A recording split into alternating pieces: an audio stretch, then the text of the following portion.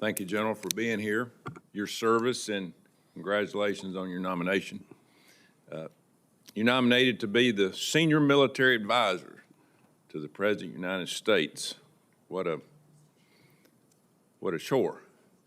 I remember a time when generals and retired senior officers would avoid political discussions. It was extremely uncommon for a former senior officer to even endorse a candidate for political office. Lately, that approach seems to be an exception, not the rule. You know, some of your predecessors even appeared to support political positions while in uniform. Your predecessor was deeply involved in politics, which should not be part of this approach.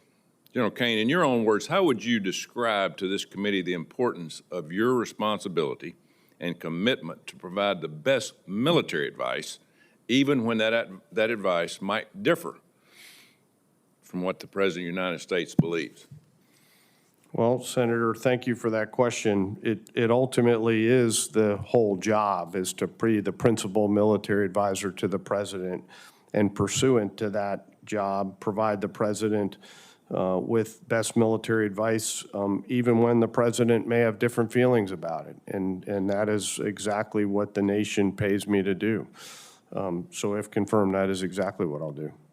General, when you take this job, what's your number one concern?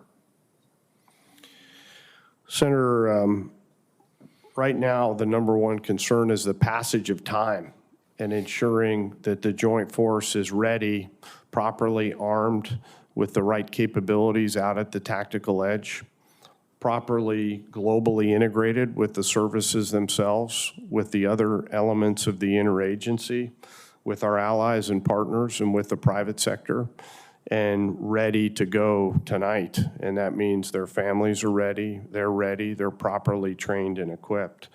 So we have much to do, Senator. We all know that the machines that we build, the guns and the bullets that we have, everything at the disposal of the warfighter, but it's usually and is the people involved. Our recruiting has much improved in the last couple of months. What do you see your role as an advisor to the President in recruiting for all of our military? Well, Senator, we don't have much of a military without the incredible 2.8 million members of the Joint Force that selflessly join the service to do something more important than themselves. And, you know, to answer your question, if confirmed, I think it's an opportunity for me to be another voice of encouragement for those young men and women who have the capability and meet the standards to come into the service and do something that they will forever hold so high in their past history. The chance to serve this nation is a special privilege for those of us that have come into the cloth of our nation and served, and I hope that I'll be able to encourage others to do so. Being the chairman of the Subcommittee on Personnel of the Armed Services, we had a hearing last week with our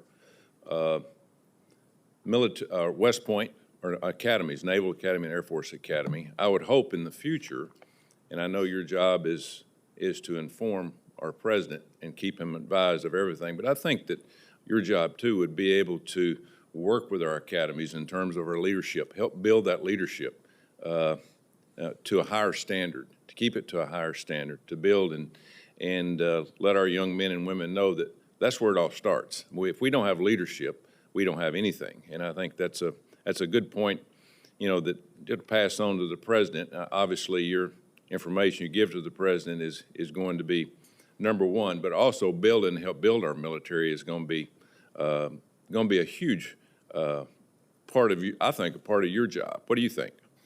I agree, Senator. Thank you. Thank you, Mr. Chairman.